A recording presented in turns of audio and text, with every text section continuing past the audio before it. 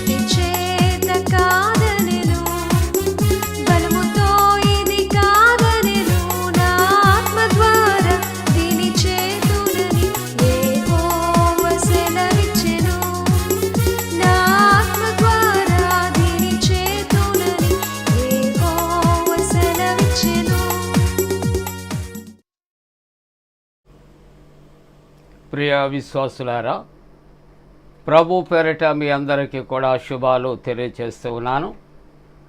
అలాగనే జన్మదినాలు, వివాహ దినాలు జరుపుకుంటున్నటువంటి కుటుంబాలకు యేసుక్రీస్తు ప్రభు పరిశుద్ధ నామమున పండు friends and sisters YouTube channel ద్వారా శుభాలు తెలియజేస్తూ ప్రార్థిస్తున్నాం. దేవుడు మిమ్మలను దీవించునుగాక. మంచిదండి, మీరంతా క్షేమంగా ఉన్నారు కదా? దేవునికి వందనాలు. ఈ దినం కొరకు ఏర్పాటు చేయబడిన పరిశుద్ధ లేఖన భాగాలను చదువుకుందాం. అందరము కూడా పరిశుద్ధ గ్రంథాలు తెరచి సామెతల గ్రంథము 12వ అధ్యాయము 2వ వచనాన్ని మనం చదువుకుందాం. 2వ వచనం, సత్పురుషునికి యెహోవా కటాక్షము చూపును, దురాలోచన గలవాడు నేరస్తుడని ఆయన తీర్పు తీర్చును. 2వ భాగం, దురాలోచన కలవాడు నేరస్తుడని ఆయన తీర్పు తీర్చును. ప్రియులారా, దైవవాక్యాన్ని మనం కలిసి చదువుకున్నాం. ఈ దినము దేవుని యొక్క వాక్యాంశం దురాలోచనలు. ఈ మాటకు ఇంగ్లీష్లో వికెడ్ స్కీమ్స్ అని చెప్పబడుతుంది. వికెడ్ స్కీమ్స్, దురాలోచనలు, చెడ్డ ఆలోచనలు. ఆలోచనలు అనేక విధాలుగా ఉంటాయి, అనేక రకాలుగా ఉంటాయి.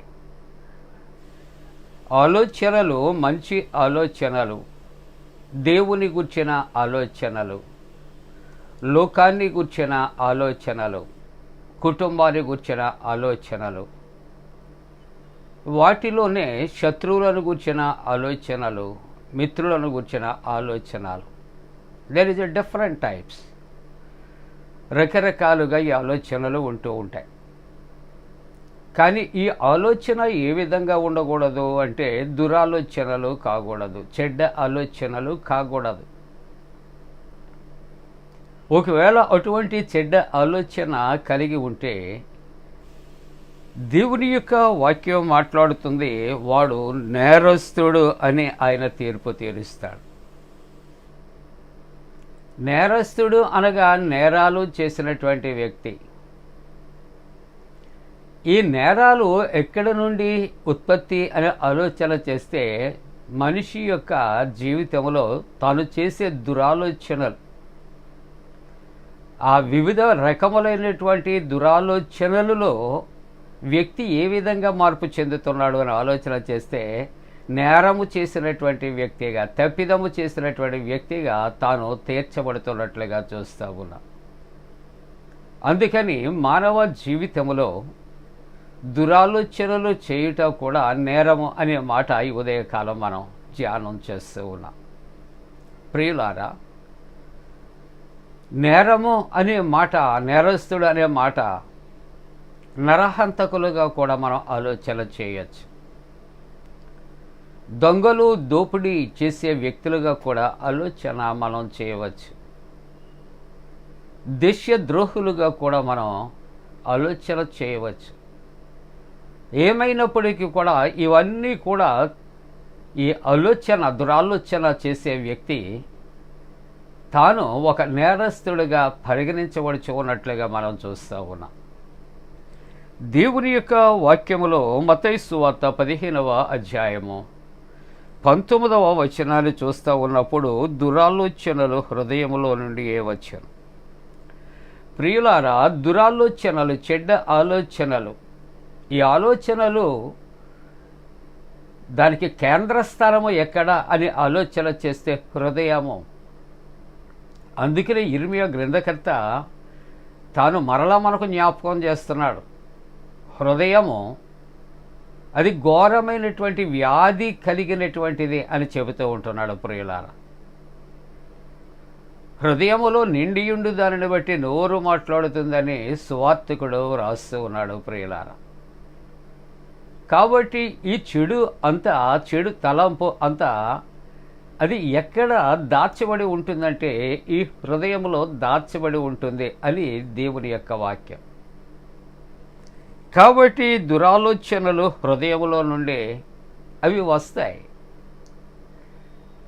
గెహజీ జీవితాన్ని చూస్తూ ఉంటున్నప్పుడు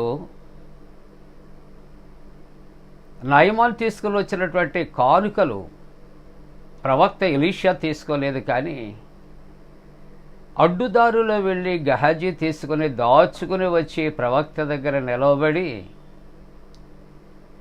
ఏమీ ఎరగనట్లు ఉన్నప్పుడు ప్రవక్త అడుగుతున్నాడు, నువ్వు ఎక్కడికి వెళ్ళావు? నా మనస్సు నీతో రాలేదా?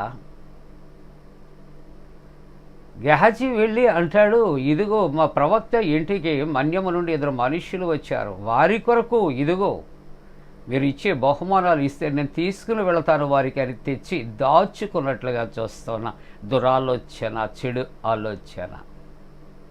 ప్రియమైన దేవుని బిడ్డలారా, 37వ కీర్తన 12వ వచనాన్ని చదువుతూ ఉంటున్నప్పుడు భక్తిహీనులు నీతిమంతుల మీద దురాలోచన చేయదు. రెండవ మాట, ఈ దురాలోచన చేయువారు ఎవరు, వారి కేటగిరీ ఎవరు అని ఆలోచన చేస్తూ ఉన్నప్పుడు వాక్యం అంటుంది భక్తిహీనులే. భక్తిహీనులటండి ఏం చేస్తారండి? నీతిమంతుల మీద దురాలోచనలు వారు చేస్తూ ఉంటారు అని దేవుని యొక్క వాక్యం. ఆదికాండములో 37వ అధ్యాయములో 18వ వచనములో చూస్తే యోసేపు యొక్క సహోదరులు యోసేపును చంపటానికి వారు దురాలోచన చేస్తూ ఉన్నారని దేవుని యొక్క వాక్యములో వ్రాయబడుతూ ఉంటున్నది. ప్రియులారా, సోదరుని మీదే దురాలోచన. ప్రియులారా, 37వ సంకీర్తన 7వ వచనములో మనం చూస్తూ ఉన్నప్పుడు దురాశలు నెరవేర్చుకుని వానిని చూచి నువ్వు వ్యసనపడవద్దు. ఇటువంటి చెడ్డ ఆలోచనలు చేస్తూ ఉంటారు. అటువంటి వ్యక్తులు నేరస్తులుగా ఉంటూ ఉంటారు. నేరస్తులు నేరాలు ఘోరాలు చేస్తూ ఉంటారు. దేవుని వాక్యం అంటే వారి కొరకు నువ్వు వ్యసనపడవలసినటువంటి అవసరత లేదు. వారు చేస్తున్నటువంటి పాప కార్యాలు పట్టి వానిని అప్పగిస్తాయి.